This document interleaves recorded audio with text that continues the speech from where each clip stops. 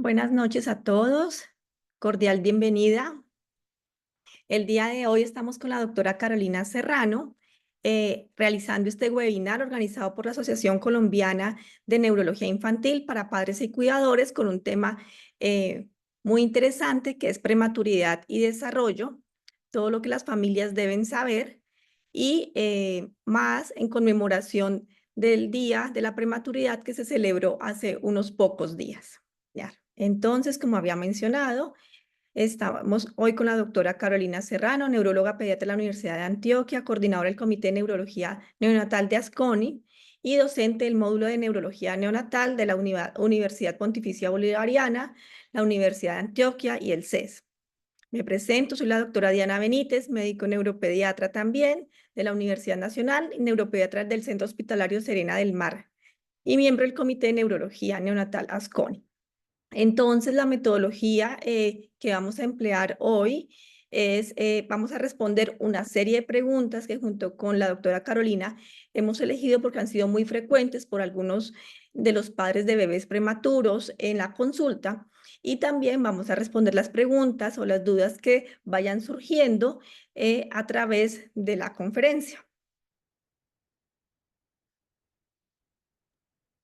Doctora Diana, muchas gracias por la presentación. Vamos a ir alternándonos entonces las respuestas. Yo voy a iniciar haciéndole a usted esta pregunta y queremos decirle a nuestros asistentes que en la medida en que la conferencia vaya avanzando, ustedes pueden ir dejando todas sus preguntas en el chat y dependiendo de cómo vayamos viendo esas preguntas, las podemos ir respondiendo durante la conferencia o al final de la misma. Doctora Diana, cuéntenos entonces por qué se habla de prematuridad y neurodesarrollo, qué es lo que puede pasar, por qué la prematuridad puede afectar ese desarrollo neurológico de los niños. Entonces, el primer concepto que debemos tener claros es a qué nos referimos con prematuridad. Entonces, por definición, es aquel bebé que nace antes de las 37 semanas. Bueno, entonces, y a partir de ahí, entre más temprano nazca, pues entonces hay incluso la prematuridad extrema, prematuridad tardía. Bueno, entonces, ¿por qué antes de las 37 semanas? Porque ya tenemos establecido a través de estudios que durante todo el embarazo hay ciertos pasos que se tienen que dar en el desarrollo del cerebro y las conexiones de estos bebés. Si un bebé nace antes de tiempo, quiere decir que no tuvo el tiempo suficiente para desarrollar maduración de su cerebro, maduración de sus sinapsis, conexiones y mielinización. Y que entonces ahora todos esos procesos tiene que hacerlos no en el ambiente inútero, sino en el ambiente extrauterino. Pero cuando este bebé nace antes de tiempo, no solamente está sometido al hecho de haber nacido antes de tiempo, sino a una serie de factores que lo pueden afectar, ya sean infecciones, tipo de estimulación, complicaciones de otro tipo de sistemas, respiratorio, cardiovascular, infecciones, temas metabólicos como hipoglicemia, ictericias, que son muy frecuentes en estos bebés. Entonces, si algo llega a generar un daño importante o una alteración importante en este proceso de maduración, de conexiones y de mielinización en ese cerebro, pues nos va a generar un mayor riesgo de compromiso en su neurodesarrollo. El cerebro es la estructura anatómica sobre la cual se empiezan a crear conexiones y esas conexiones nos van a permitir tener una función. Y las funciones que vamos a ver en estos niños es la función de desarrollo motor fino, motor grueso, lenguaje, socialización.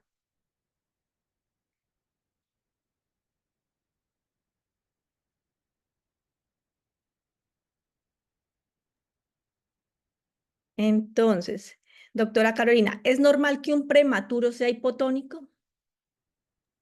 Bueno, entonces la hipotonía es probablemente uno de esos hallazgos al examen neurológico más sobreestimado, es decir, que se encuentra con mucha frecuencia.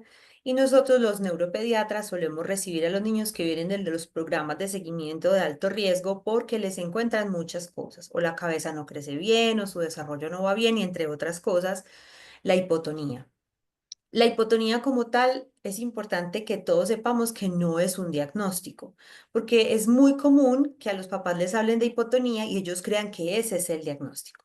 La hipotonía es un hallazgo cuando hacemos una evaluación física de ese niño de cómo está su sistema neurológico.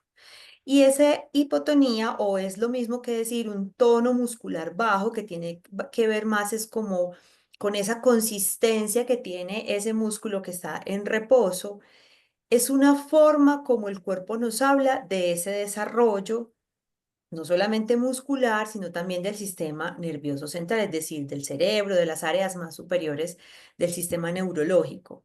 Porque ese tono muscular o esa consistencia del músculo, hay muchas áreas que la comandan y una de las más importantes es el cerebro.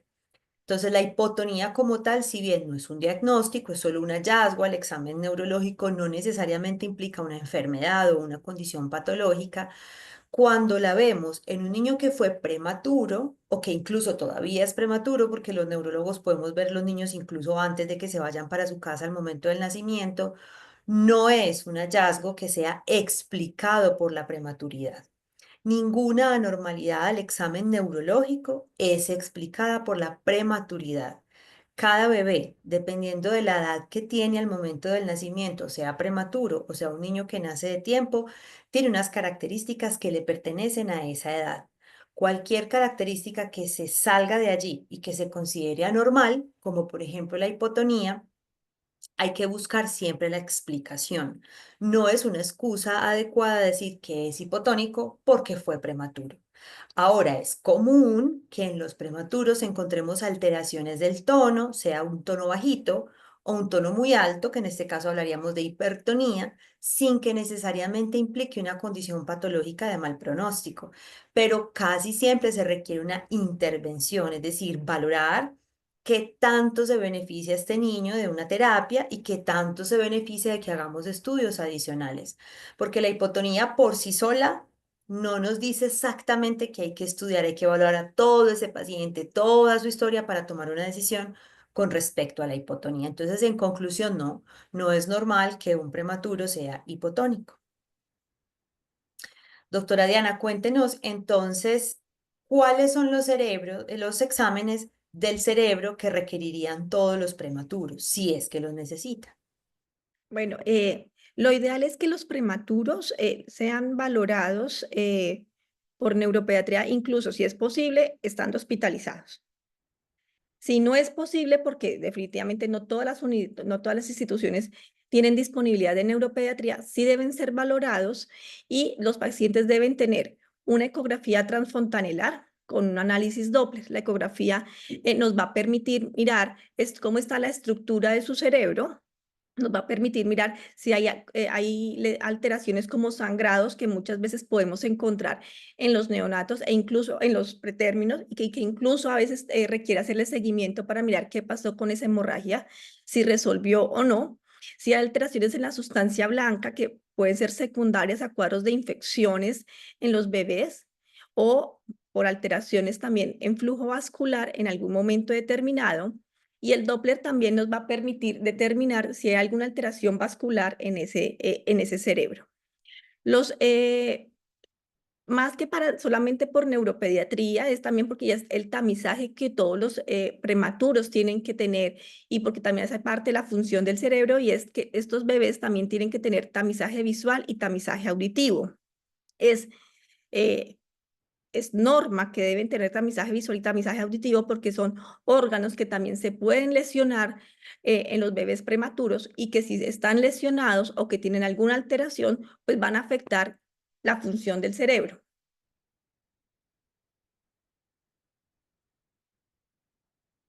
No sé si tú quieres complementar. Doctora, yo quería preguntarle, porque es bastante común que los pacientes, cuando están muy pequeños y están hospitalizados, hacen cosas como, por ejemplo, tienen una convulsión o, por ejemplo, tuvieron una meningitis o, bueno, desafortunadamente tuvieron una complicación, una hemorragia. Y a la hora de irse para la casa, hay una pregunta muy frecuente que nos hacen los familiares con respecto a la resonancia, porque pues los familiares escuchan mucho, indagan mucho y nos dicen, yo quiero que le hagan la resonancia, que es otra de las imágenes que le hacemos a ese cerebro.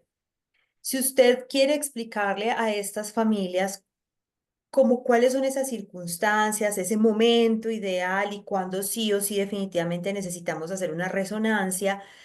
¿Qué tipo de pacientes usted escogería para mandarles esa resonancia? Sobre todo para que a los papás se les baje un poquito la angustia de pensar que su hijo no está bien estudiado porque no tiene una resonancia.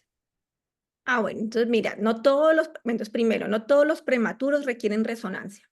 De hecho, tenemos un buen número de prematuros que su examen neurológico es normal, su neurodesarrollo es normal, que uno diría, aquí no pasó nada, que toda su evolución es perfecta, que incluso cuando hacemos el examen dice uno niño, no, pues este niño está funcionando como un niño que no fuera prematuro, es decir, está perfecto. Entonces, esos niños que no tenemos un hallazgo clínico no requieren que le hagamos resonancia, ¿no? O sea, no por ser prematuro es igual que resonancia.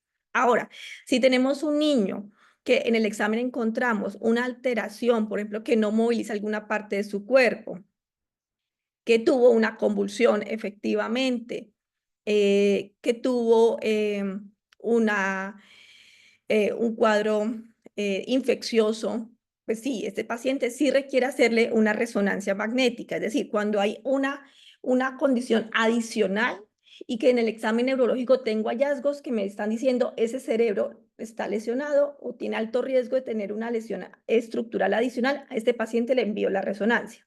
Ahora, eh, no solamente los estudios son importantes, y tal vez me adelanto un poquito algunas de las preguntas más adelante, y es que lo que más nos da aquí visión también de cómo está el niño es el examen neurológico y el cómo va evolucionando.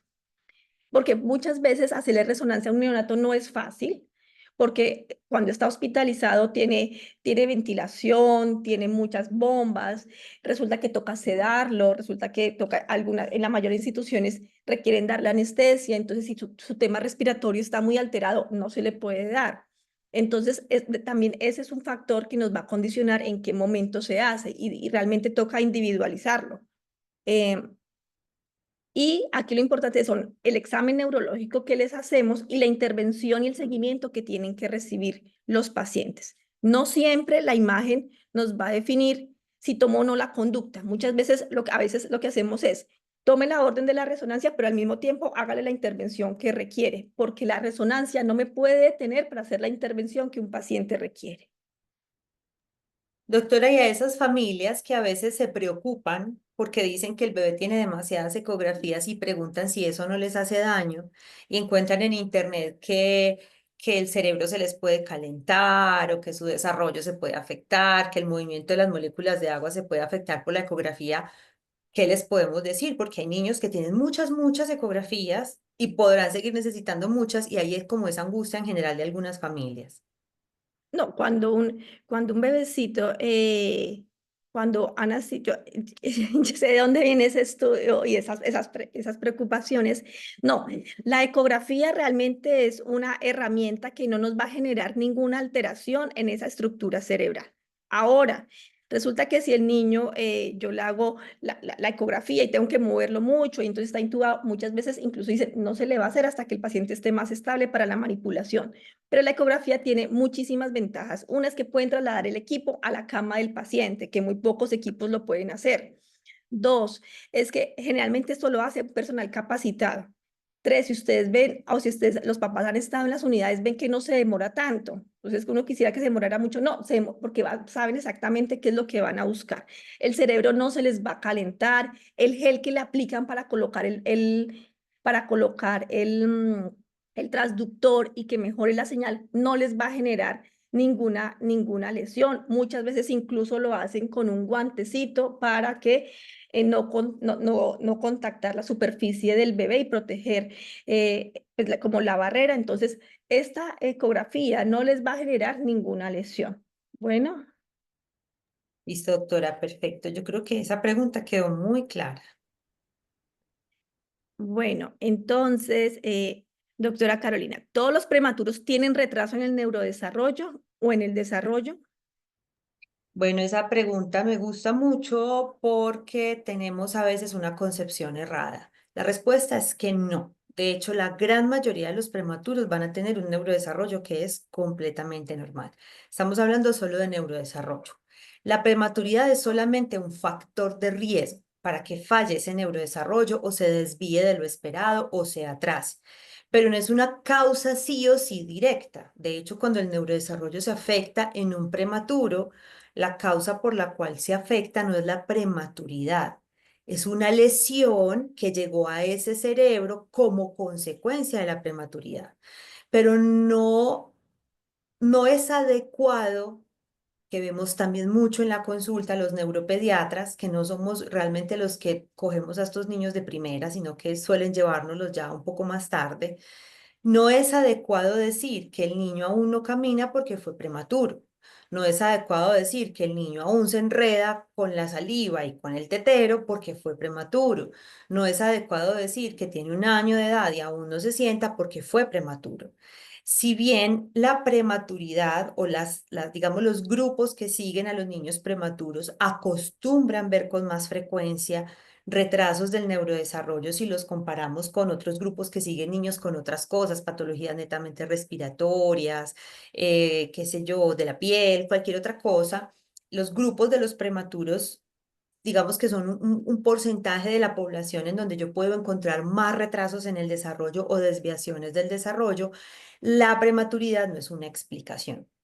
Entonces, cuando un niño está retrasado, lo que usualmente se está haciendo, digamos, la tendencia que hay en este momento en el país, es que esté o no esté el niño inmerso en un grupo de seguimiento que en Colombia se le llaman los programas de seguimiento madre canguro, se empieza una intervención. De hecho, casi todos los programas de seguimiento tienen a sus fisioterapeutas para hacer la intervención si estamos hablando del desarrollo motor, fonoaudiológico si estamos hablando pues como de un tema más de la alimentación y bueno, tienen varias personas para intervenir. El tema aquí, que probablemente es la discusión muy importante entre la comunidad científica y las familias, es que si yo tengo un niño cuyo desarrollo no va de la manera esperada, sea porque va lento o se está desviando ya hacia una patología, y yo inicio una intervención sin haber encontrado la causa, que eso es lo que pasa mucho hoy, ¿cierto? El niño está atrasado, entonces no se sienta, yo le hago terapia física, pero ¿cuál es la razón por la que no se sienta? No es la prematuridad. Una de las cosas que los neuropediatras del país tratamos de sensibilizar mucho, no solo a la comunidad médica que ve este tipo de niños, sino también a las familias, es que todo niño prematuro cuyo desarrollo no va bien, hay que estudiarlo. Porque además también podemos caer en el error de pensar que si es la prematuridad, pues tranquilos, eso fue la prematuridad y él va a seguir avanzando, pero también puede haber niños prematuros que traigan consigo condiciones neurológicas que no tienen nada que ver con la prematuridad. Es decir, que la alteración que tienen en este momento en el desarrollo, si bien se ven en un niño prematuro, no tenga que ver con la prematuridad y que estemos ante una enfermedad grave como una malformación cerebral, una enfermedad genética, una enfermedad huérfana. Entonces, en conclusión, no todos los prematuros se van a retrasar y en caso de que se retrasen, la prematuridad no es la razón, es solo un factor de riesgo. Entonces, la invitación es que si un niño no va bien en su neurodesarrollo, siempre haya algún tipo de estudio y de intervención, obviamente, porque los trastornos del neurodesarrollo, ninguno de ellos se resuelve solo, ni entrando a los niños a guardería, hay que hacer una intervención especializada y empezar a ver hasta qué punto vale la pena estudiar, ¿cierto? Porque tampoco es que a todos los que están retrasados se les va a hacer todo tipo de exámenes. Eso va a depender mucho de la historia y de ese paciente en particular. O sea, esto es muy parecido a como que si no habló el niño es porque en la casa todos se demoraron en hablar. Claro, es Que, buscarle una excusa al retraso del neurodesarrollo y los retrasos del neurodesarrollo, ninguno es excusable, ninguno. Todos tienen que ser identificadas las causas y deben ser intervenidas, así la causa sea una cosa simple, ¿cierto? Así sea, bueno, no sé, voy a poner un ejemplo hipotético. Así sea que el niño no habla porque está pegado a la pantalla desde que nació y que eso le esté retrasando el lenguaje. No es una causa grave, se puede mejorar, pero hay una causa y esa causa hay que tratar de identificarla. Doctora Diana, cuéntenos entonces, después de esto que venimos hablando, ¿cierto? De que hay factores de riesgo, de que se nos puede retrasar un poquito el desarrollo o afectarse el desarrollo según cada caso en particular. ¿Será que entonces lo ideal sería que a todos los prematuros les hiciéramos terapia? A todos. no a todos los prematuros necesitan terapias y aquí hay que diferenciar dos términos importantes y uno es estimulación y otra cosa es la intervención. Entonces, estimulación es cuando incluso los papás hacemos algún tipo de masaje, le colocamos un elemento para que desarrolle el tema visual, le hablamos, le cantamos, le colocamos, le leemos cuentos para que vaya aprendiendo a identificar un poco mejor los sonidos o a localizar el estímulo auditivo. Y otra cosa es la intervención. Y la intervención es cuando ya tenemos alguna alteración y tenemos que entrar a corregir esa desviación o ese retraso que presenta el paciente. Ahora, lo que mencionabas previamente, los equipos en este momento de Plan Canguro, muchos de ellos cuentan con terapeutas y las terapeutas generalmente lo que están ahí es para hacer, o sea, lo que todas las mamitas reciben es estimulación y asesoría en la estimulación que deben recibir esos bebés, así como un diagnóstico de si su desarrollo motor, alimentario y social para la edad está de forma adecuada o no. Pero no todos necesitan terapias. Además, hay un tema aquí importante y es que la sobreestimulación también es inadecuada. Si yo tengo un niño que se encuentra bien, pero hago una sobreestimulación, este niño puede entrar también en una situación de estrés que le puede alterar su estado de ánimo, puede estar más irritable, su tema alimentario e incluso el tema de sueño. Esto me parece muy importante lo que acabas de hablar de la sobreestimulación, porque además las familias en este momento tienen mucha presión por, digamos, un tema más como de un negocio que hay alrededor de la estimulación infantil y del neurodesarrollo. Si bien hay grupos maravillosos que hacen seguimientos espectaculares y que ofrecen intervenciones muy adecuadas, está claramente establecido que la mejor estimulación que puede tener un niño es la estimulación gratuita que va a encontrar en su casa, con sus cuidadores y con sus papás presentes y con las cosas que hay en casa. Lo que pasa es que el prematuro, al tener un factor de riesgo, pues se mira con una lupa diferente, ¿cierto? Pero quiero aprovechar esto que acabas de decir para repetir lo que les hemos dicho a las familias en muchas ocasiones, y es que no es necesario gastar dinero en centros de estimulación en un niño sano. Y si estamos hablando de un niño mm, prematuro, que es un factor de riesgo, en el mundo ideal, que realmente los seguimientos de los prematuros en Colombia son envidiables para muchos países donde no hay grupos de seguimiento. En Colombia ya desde hace muchos años tenemos los programas Canguro, que es, digamos, un derecho que tienen todos los prematuros. Pues la sugerencia es dejarse guiar por ese equipo, ¿cierto? Tampoco entre más mejor. Entonces, si vemos prematuros que no tienen ni siquiera un esquema de vacunación completo y van a programa Canguro y además van a hidroterapia y además van a equinoterapia y además van a musicoterapia y además le contratan a una niñera extra que va a casa y les hace juegos. Esas cosas realmente no son necesarias. Si un niño va bien, el niño debe ir bien con lo que va bien cualquier otro niño, que es una estimulación adecuada en casa, sin pantallas, buena estimulación y unos cuidadores presentes y que jueguen con él. Ya otra historia muy diferente es lo que la doctora Diana explicaba, y es cuando ya no estamos hablando de estimulación, sino de una intervención, o sea, una habilitación o una rehabilitación, dependiendo pues del diagnóstico específico que tenga ese paciente. Ahí yo quiero completar algo, permíteme un momento, y es que eh, incluso si yo tengo un niño sin retraso y si tengo un niño con retraso, las terapias es 1 hora, pueden ser 2 o 3 veces a la semana, pero es muy importante todo el trabajo que la familia haga en la casa. Es decir, ningún terapeuta me va a reemplazar el trabajo que se hace en la casa por parte de mamá, papá, hermanos, cuidadores, el que esté. Si yo llego, o sea, lo quiero sacar no solamente con los prematuros, sino en general el paciente, un paciente que nos llega a consulta, si yo tengo un niño que efectivamente tiene una alteración y lo llevo a terapia, pero en la casa, pues es que está aislado, está viendo televisión, nadie le habla, porque es que todos somos adultos que estamos trabajando, pues es que igual tampoco la terapia o sea, la terapia no va a ser efectiva, porque es que esto es un manejo entre todos. Ahora, es la labor y es la invitación a que los papás y cuidadores de los niños prematuros, no prematuros, con alteración, sin alteración en su desarrollo, estemos más presentes y estemos más vinculados, porque muchas veces la información está en el medio, pero no la sabemos, no la traemos y no la practicamos. Si usted lo quiere llevar a un centro de estimulación, yo no tengo ningún inconveniente, lo pueden hacer, perfecto, pero no, pero eso no es lo único. O sea, no es suficiente si no estamos presentes para cuidar esos niños y para vigilar cómo están y para mirar realmente cómo están. Muchos de los retrasos es porque no hicimos estimulación normal en casa a tiempo. Sí, perfecto. O sea, los centros de estimulación no son un problema, realmente no hacen daño, pero no reemplazan la presencia de un cuidador comprometido y eso, digamos, es como un mensaje bastante importante en este webinar.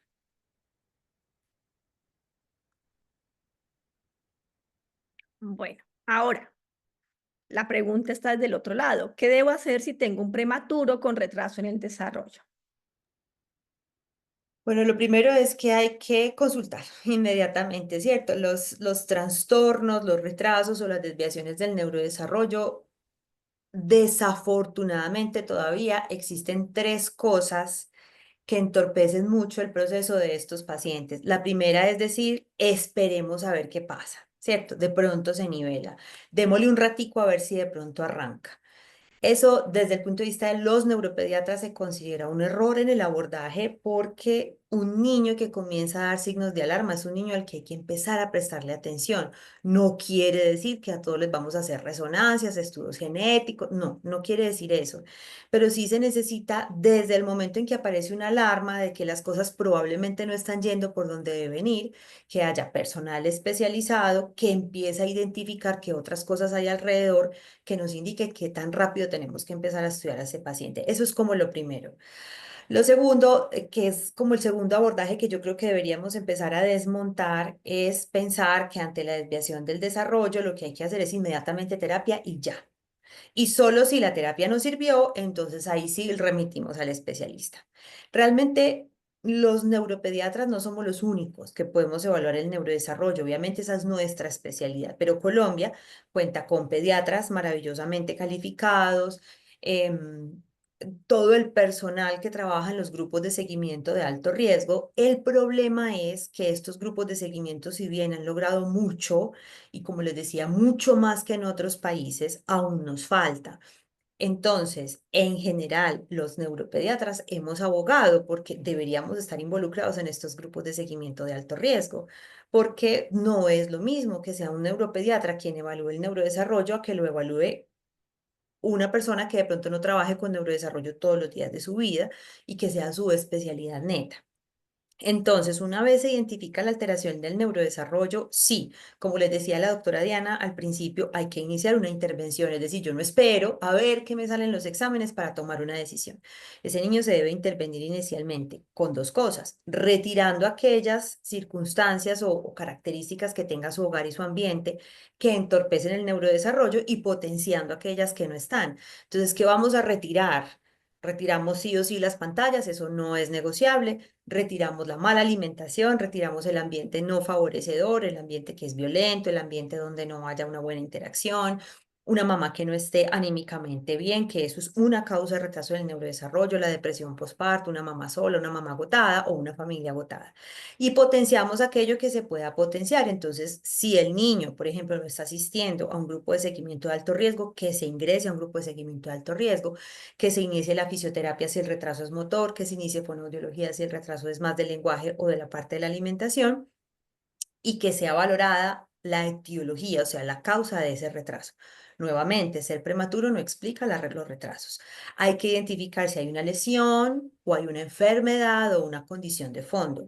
¿Quién debe hacer esa valoración? Depende de los protocolos. Hay grupos de seguimiento en los programas Canguro que tienen equipos supremamente completos y que incluso involucran al neuropediatra y digamos que sería el equipo ideal para identificar la causa y por lo tanto estudios e intervenciones adicionales. Pero si en este programa de seguimiento de alto riesgo no se cuenta con un neuropediatra, lo ideal sí sería que si el pediatra que está en el grupo no tiene las herramientas suficientes o considera que no le queda clara la causa, este niño debe ser remitido a neuropediatría de forma temprana para que podamos pues, identificar si hay algo más que requiera una intervención adicional. Lo otro es que cuando yo tengo un niño que tiene retraso en el neurodesarrollo, es muy importante identificar rápidamente dos cosas grandes: si el niño está evolucionando hacia una parálisis cerebral o si el niño tiene alteraciones neurosensoriales, es decir, capacidad visual o capacidad auditiva.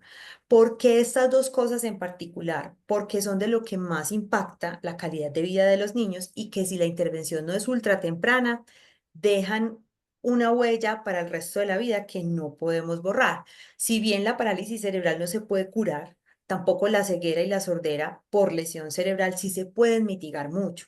Y el impacto que estos dos grupos de patologías tengan sobre los niños, y que tanta discapacidad generen, va a depender por mucho de las intervenciones que hacemos en los primeros 5 meses de vida.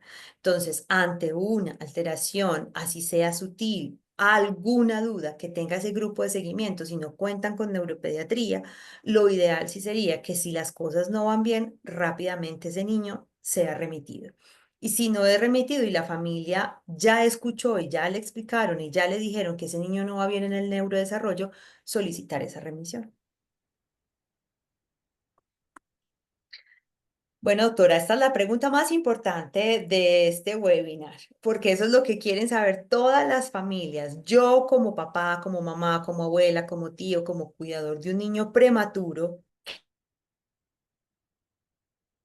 Se te fue el audio. ¿qué hago para evitar una lesión cerebral?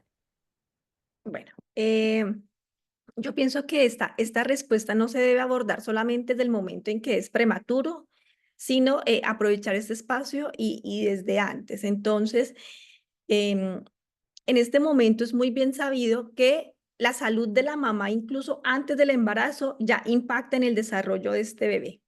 Y la salud no solamente física, sino emocional.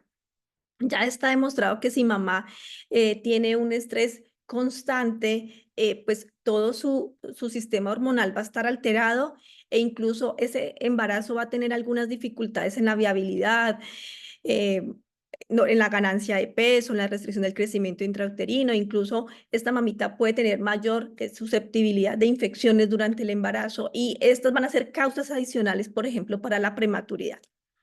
El estado emocional, el estado físico, el estado nutricional, que en la población colombiana realmente es tan variable, y todo el tema de violencia.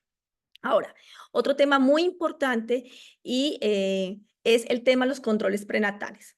En las ciudades vemos que todas las mamás se hacen controles prenatales, muchas mamás se hacen el control pregestacional, es decir, los exámenes antes de quedar embarazadas, pero vemos una población, sobre todo en mamás multíparas, en zonas que no son las zonas principales o en las ciudades principales, que ya no se hacen controles, porque pues ya dicen que como ya tuvieron los otros y que como todo les fue bien, entonces no pasa nada.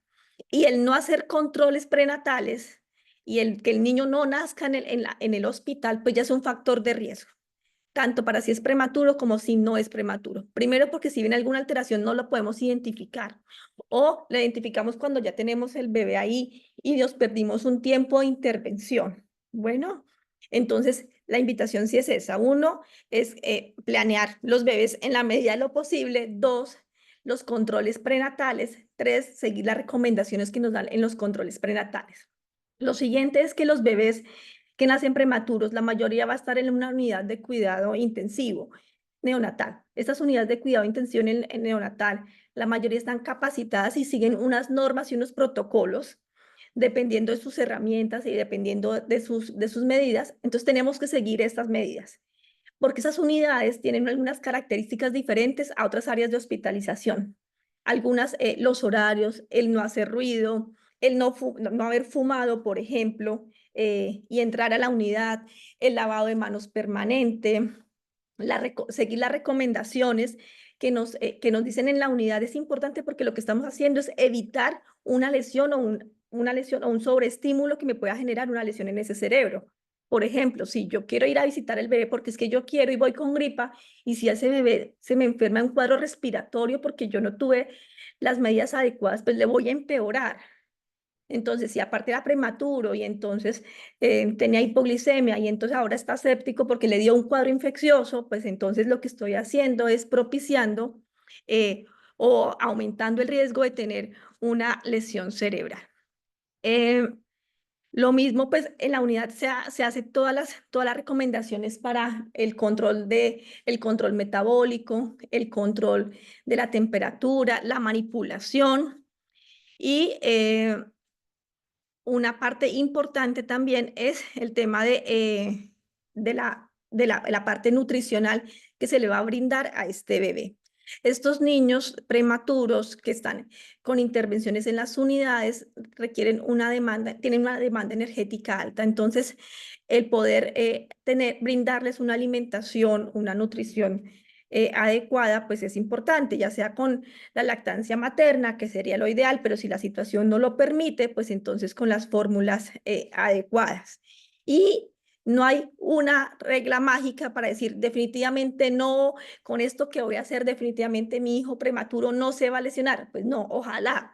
O sea, eso sería lo ideal. Y lo ideal sería que nadie naciera prematuro, pero no tenemos una respuesta pues, mágica para esto, pero sí son seguir todas las recomendaciones anteriores. Tal vez tú tengas algunas adicionales. Bueno, la prematuridad como tal sí se considera una condición prevenible solo en ciertas circunstancias. Hay otras en las que no. Ya la doctora Diana lo dijo muy claramente, a pesar de que una vez nace, es decir, el prematuro, la mayor susceptibilidad para que su cerebro se lesione está es en el proceso al nacer y en esos primeros días después del nacimiento. Lo que más lo protege contra esas lesiones es que todo ese ambiente intrauterino haya sido adecuado. Entonces, claro, nos dicen mucho, mucho, hay muchas campañas a favor de estas consultas pregestacionales, que una mamá antes de querer quedar embarazada empiece a hacerse sus controles, empiece a mirar qué exámenes se tiene que hacer y que llegue como al estado ideal para estar embarazada, pero pues sabemos que ese es el mínimo de la población.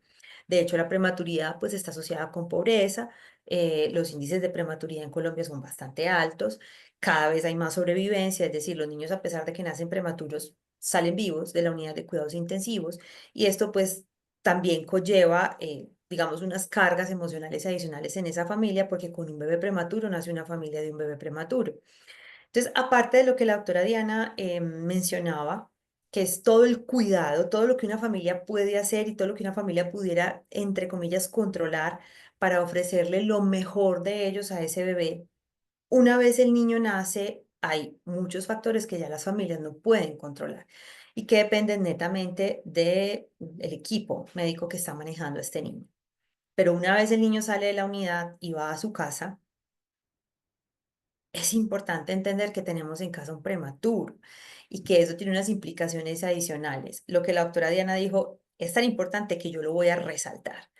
Si bien los prematuros hay niños que pasan una semana, 2 semanas, 3 o 4 meses hospitalizados, una vez nacen y van a su casa, toda su familia los quiere conocer, pero solamente papá y mamá y a veces abuelos pueden ingresar a las unidades de cuidado intensivo.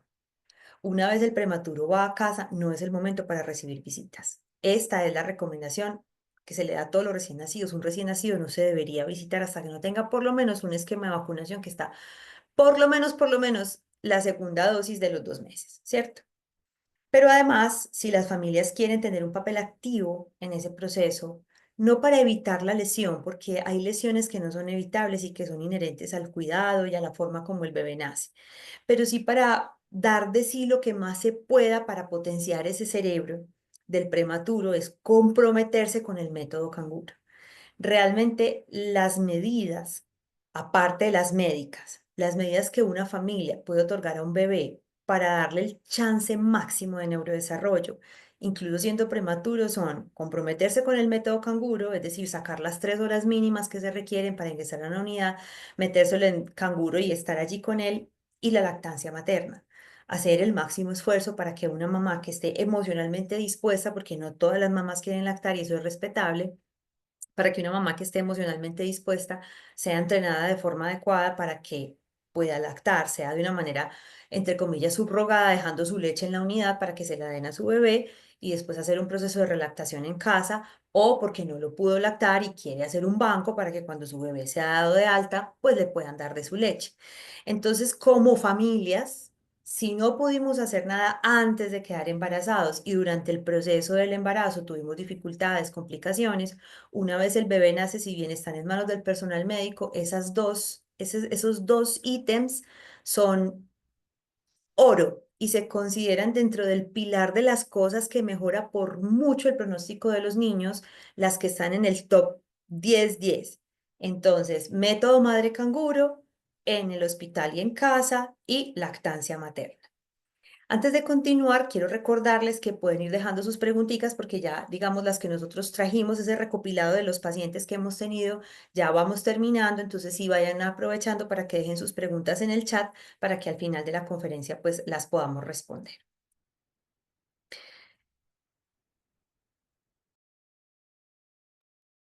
Doctora, entonces, ¿a qué edad homologamos como ese neurodesarrollo? Es decir, ¿es válido decir que un prematuro va a alcanzar el desarrollo que debía tener un niño de tiempo en tal momento? ¿Eso está establecido? ¿Eso se hace?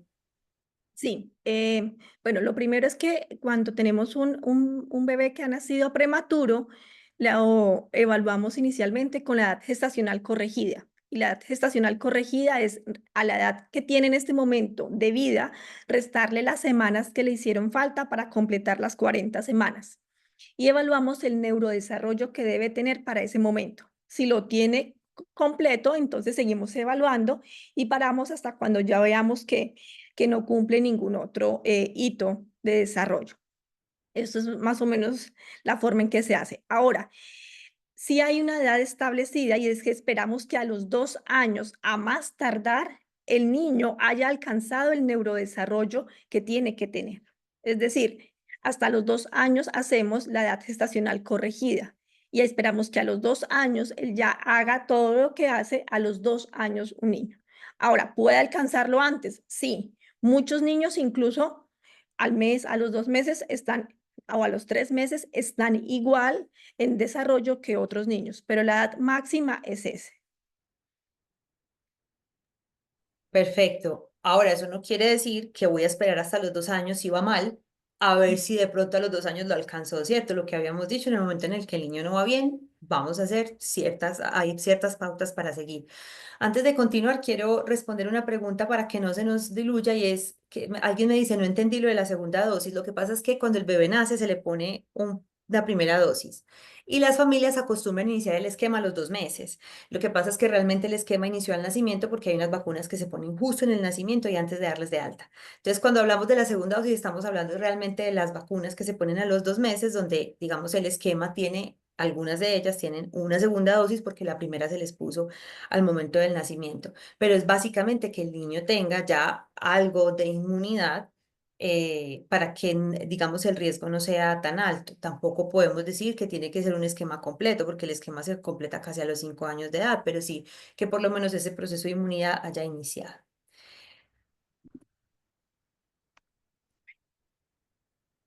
Y la prematurez deja secuelas en el cerebro y esas secuelas son transitorias o permanentes. Bueno, entonces, la palabra secuela quiere decir consecuencia, ¿cierto? Básicamente una consecuencia que viene con la prematuridad. Digamos que en general se considera que sí. Es decir, la prematuridad es una condición que trae una carga para el sistema, para en general el desarrollo del bebé, que lo puede acompañar hasta que sea un anciano. ¿Por qué? Porque mucho más allá de que el niño, digamos, no se retrase y su neurodesarrollo vaya bien, la prematuridad trae una carga importante de alteraciones que pueden aparecer en el riñón, en los pulmones. Más adelante, si bien el neurodesarrollo puede venir bien, aparece la edad escolar en donde aparecen otro montón de cosas, donde los porcentajes se inflan mucho. Los niños venían muy bien primer año, segundo año, tercer año de vida. Oh, sorpresa, llegan a la edad escolar y empiezan a aparecer trastornos de la conducta, trastornos del aprendizaje, trastornos más específicos.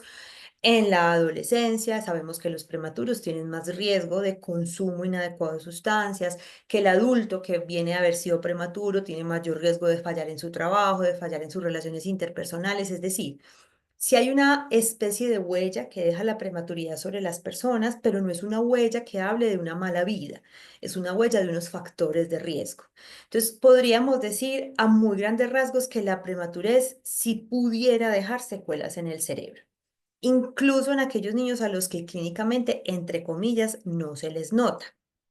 Por eso, los seguimientos, es decir, los niños que nacieron prematuros y que están involucrados en los grupos de seguimiento, hoy en día la comunidad científica internacional considera que ese seguimiento se debería hacer hasta la adolescencia. Obviamente eso en Colombia no sucede y en el mejor de los casos, en un excelente programa canguro, hasta los 18 meses son seguidos y ahí son dados de alta y no quedan en manos de nadie, ¿cierto? De su pediatra. ¿Qué es lo que sucede? Que esas secuelas que son muy graves y que generan discapacidad severa sí se observan en el primer año de vida. Entonces, en los grupos de seguimiento de estos niños se tienen que identificar, no es que se deben, se tienen que identificar estas secuelas muy, muy, muy graves en el primer año de vida. Y las secuelas o las morbilidades, que es lo que llama la carga de morbilidad de la prematuridad, más temida y más buscada, son 5 cosas. Parálisis cerebral, lo que es mal llamado, pues, digamos, la ceguera, la sordera o cualquier discapacidad visual, cualquier discapacidad auditiva. La epilepsia, que es otro que deberíamos intentar indagar si se presentó o no se presentó en el primer año de vida, es donde más riesgo hay. Y hay otro que se demora un poco, pero sí hay signos que lo sugieren desde el primer año de vida, que es la discapacidad cognitiva o el mal llamado retraso mental.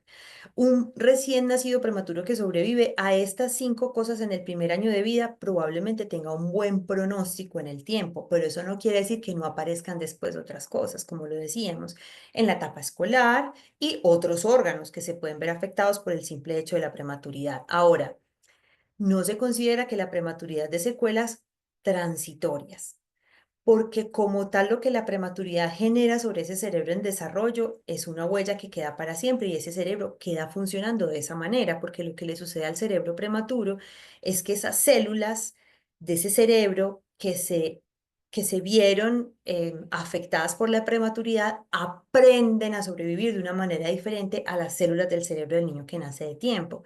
Y ese aprendizaje se queda con ellas siempre. Si bien las células no necesariamente se mueren, ellas se quedan allí, pero se quedan con un aprendizaje que fue como chueco, como raro, como anormal. Entonces, es un cerebro que puede ser bastante funcional. Hay una gran cantidad de niños que no tienen ningún signo, pero sí hay riesgo de que más adelante, cuando sean adolescentes, cuando sean adultos o cuando sean ancianos, tengan riesgo de otras cosas. Por ejemplo, hay más riesgo de ser diabético, más riesgo de ser hipertenso, hay más riesgo de enfermedades mentales, hay más riesgo de muchas cosas. Así en ese primer año de vida no hayamos tenido ninguna de esas 5 secuelas graves. Entonces, en conclusión, ¿la prematurez deja secuelas? Sí, en muchos casos. ¿Son transitorias? No. O sea, realmente no se considera que haya una secuela transitoria por la prematuridad y que se cure, porque si se cura, pues no es una secuela. Y en caso de que haya secuelas permanentes, la gran mayoría de ellas no son netamente discapacitantes, pero sí requieren algún tipo de intervención para que no afecten de una forma importante la calidad de vida de los niños.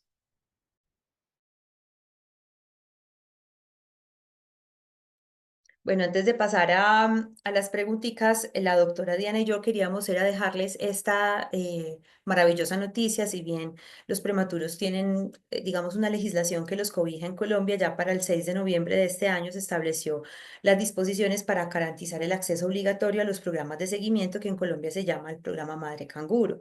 ¿Esto qué quiere decir? Que todos los prematuros, nazcan donde nazcan y sean del estrato que sean, tienen derecho a ser incluidos en un programa de seguimiento en Colombia. Como les decía, los programas de seguimiento llevan mucho tiempo. Colombia realmente es un modelo de seguimiento para muchos aspectos de, de, de la prematuridad, porque si, no sé si las familias saben, pero el método Madre Canguro y el método de Canguriana es un método que nace en Colombia y de allí, bueno, parten muchas otras cosas. Todavía tenemos mucho por trabajar, pero decirles que en caso de que tengan un familiar prematuro, un hijo prematuro, conozcan un prematuro que no esté involucrado en estos grupos de seguimiento, conozcan la ley para que hagan valer sus derechos y este niño pueda recibir el manejo eh, al que tiene derecho. Doctora Diana, ¿le parece si pasamos a las preguntas que tenemos del público? Sí, igual creo que hay algunas que ya se han ido Mm, resolviendo. sí, esta me gusta. ¿Hasta qué edad debe ser el seguimiento del neuropediatra en los prematuros? Yo pienso que debe ser incluso hasta la adolescencia. Y eso, el seguimiento no tiene que ser necesariamente cada 3 meses o cada 2 meses como cuando estaban recién nacidos, pero sí se tiene, o sea, en contexto con lo que acabas de decir, sí deben continuar. Y la continuidad o la frecuencia va a depender de lo que vayan encontrando en cada consulta. Entonces, lo que mencionabas, pueda que en el neurodesarrollo, que son los hitos que mencionamos previamente, motor grueso, motor fino, lenguaje que pues, viene precedido el tema alimentación y social, esté bien. Ya se ha demostrado que algunos de estos chicos pueden tener dificultades, por ejemplo, en atención cuando están en la etapa escolar Ajá. eh, o en la velocidad de procesamiento visual, cosa que no se pudo haber visto antes porque pues no estábamos expuestos o esa función no la estábamos utilizando tanto como en la etapa escolar. Entonces yo sí pienso que hasta la adolescencia los deberían, pues tendría que tener el seguimiento. Igual el neuropediatra, dependiendo de lo que vaya encontrando, pues va personalizando cada caso. Sí, yo estoy de acuerdo contigo con que realmente va de la mano de esta pregunta que nos hace otra familia que dice hasta qué edad debo seguir pendiente de las alertas, es decir, un prematuro extremo que ha sido sano podría sorprendernos con algo extraordinario en su adolescencia o a otra edad, pues realmente la probabilidad de que haya sobrevivido a estas 5 cosas que mencionábamos en el primer año y que más adelante tenga una discapacidad severa y que eso sea explicado por lo que le pasó en la vida prematura, eso es muy poco probable, pero eso no quiere decir que no vaya a necesitar apoyos, ¿cierto? Entonces, solemos ver niños que empiezan a estudiar, entonces fueron prematuros extremos, además tuvieron restricción del crecimiento intrauterino, entonces entran al jardín infantil y como son los más pequeñitos y es el único que no habla, entonces todos los niños lo cobijan, las maestras lo adoran, es pues el conocido en todo el jardín, después pasa al colegio y lo mismo, y oh sorpresa, este niño tiene un trastorno específico del aprendizaje y no nos damos cuenta porque no, es que como fue prematuro hay que ayudarle un poquito, hay que tenerle más paciencia. Entonces la idea sería no dejar un mensaje donde las familias se asusten y piensen que, pues, pucha, ya salimos del primer año, como fue de duro y entonces ahora ¿qué nos va a tocar? No, es que sepan que muchas de las cosas que vienen después sí pueden ser intervenidas y que no necesariamente, entre comillas, me las tengo que aguantar porque como mi niño fue prematuro, pues me tocó que sea así. Realmente, neuropediatría tendría mucho para ofrecer en el caso de que haya algún tipo de queja en ese proceso del comportamiento, neurodesarrollo o aprendizaje. Nos pregunta Omar Chima, ¿qué escalas de evaluación del desarrollo recomendamos?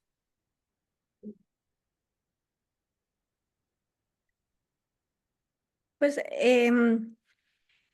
haciendo uso de las charlas previas que se dieron con Asconi, pues empezaríamos con la escala abreviada del desarrollo. Realmente Totalmente de acuerdo. es un elemento que está evaluado, o sea, está creado en nuestra población, ya está recomendado e incluso ya hay cartillas diseñadas y el grupo de neurodesarrollo de Asconi hace unas semanas hizo el lanzamiento de una cartilla con recomendaciones basada en la escala abreviada del desarrollo para ser usada por diferentes niveles de atención médica, donde es una herramienta importante no solamente para identificar alteraciones, sino también para donde nos dice qué intervenciones para hacer sobre estos pacientes.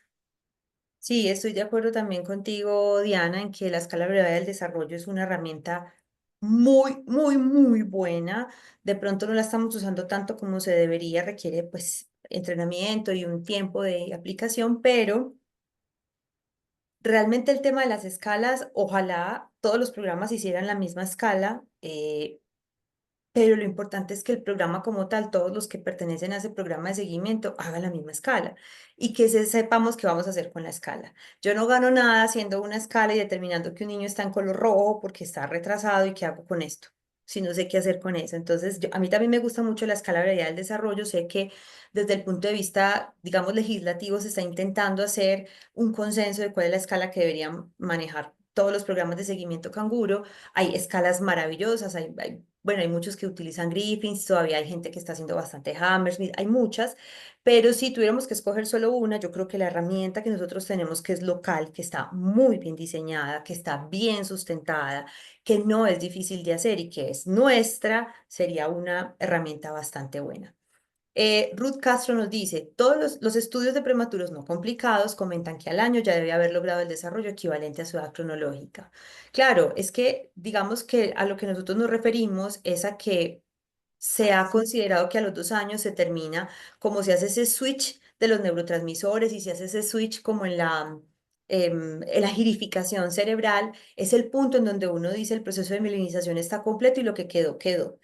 No quiere decir que no lo puedan alcanzar antes, la doctora muy bien lo decía, puede que antes alcancen los ítems y maravilloso, pero en caso de que no, sí se considera que a los 2 años es como ese punto donde uno define o se unió al seguimiento o a la ruta que venía del desarrollo de los que nacieron de tiempo o definitivamente no lo logró. Doctora, tenemos otra pregunta. Buenas noches. Tengo un sobrino que es prematuro, nació de 5 meses y se nos vio muy mal. Él tuvo un sangrado en el cerebro. Hoy en día tiene 18 años y cada que lo lleva al control se le veía una sombrita de ese sangrado. Quisiera saber, ¿él puede vivir con eso o puede tener riesgos más adelante? Aparte de su sangrado, se vio afectado en la parte visual y auditiva, fue operado en varias ocasiones por su estrabismo y perdió algo en su parte auditiva. Pues sí, él puede vivir con eso porque posiblemente lo que se le evidencia en la neuroimagen es como la cicatriz de lo que, de lo que ocurrió, de donde las neuronas que estuvieron en contacto con ese sangrado se lesionaron y ya eso, esa lesión como tal está ahí y no va a progresar.